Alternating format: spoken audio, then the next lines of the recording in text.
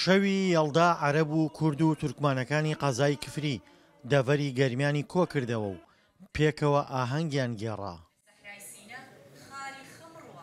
ئەوان لەم شەوەدا جیاواز لە زیندووکردنەوەی کللتوری نەتەوایەتیان جەخت لەسەر پێکەوە ژیانیش دەکەنەوە.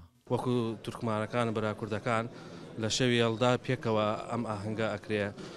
شەوی یەڵدا شەوێکی درێژە، شەوێکی لەگەڵ یەکتری وەکو هونەر بێ، یەکتر ناسن بێ، پێکەوە ئەم شەوە یاد دەکەینەوە. شەوێکی زۆر خۆشە، چکو ئێمە وەکو کفری کشتمان وەکو براین لەگەڵ یەکتری ئەژین، هونەرەکانمان نزیک یەکتری شەکشتی.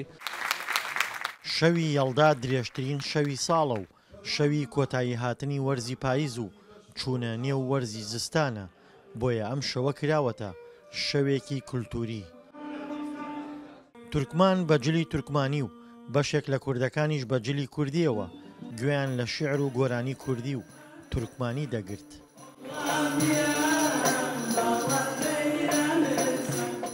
هیوادارم چالاکیانە بەردەوام بێ نەکرد لەم شەوە بۆ چەند جارێکی بۆ چەند ڕۆژێکی کە فرسەتی ڕۆژ و بۆنەمان زۆر زۆرە. قەزای کفری بەشێک لە دانیشتوانەکەی تورکمانە، هەروەها ژمارەیەک خێزانی ئاوارەی عەرەبیشی تێدایە. جیاواز لە ناوچەکانی تری عێراق پێکاتەکانی ئەم قەزایە بێگرفت و پێکەوە دەژین. ئەوان تەنانەت لە بۆنە و یادەکانی یەکتریشدا بەشداری دەکەن. ڕۆژانە بەهۆی ئەوەی کە هەمومان سەرقاڵی کاروبار و هەرکەس وەزیفە و کاری خۆیەتی هەرکەسە و دوورە، بەڵام لەم شەوەدا هەموو خانەوادەکان کۆ دەبینەوە، بە یەکتر شاد دەبینەوە.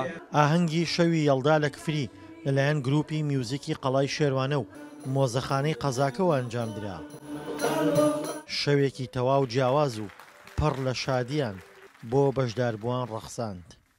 مقام خوێن و موسیقژێنی ئەم ناوچەیەمان کۆ کردوتەوە. ئەم شەوە بەرز و پیرۆزڕاگەین وەکو نەریتێکی کۆنی کوردەواری کوردیمان و گرنگی ئەم جۆرە شەوانە بۆ هێشتنەوەی ناسنامەی نەتەوە و نەتەوەی کورد و تەواوی ئەو نەتەوانەی کە شۆڕبووەی میسۆپۆتامیان زۆر زۆر گرنگە. لە عێراقێکی پڕ لە کێشەدا ڕەنگە ئاهەنگ و بۆنەکان گرنگترین شت بن بۆ لە یەکتر نزیکبوونەوەی نەتەوە و پێکاتەکان.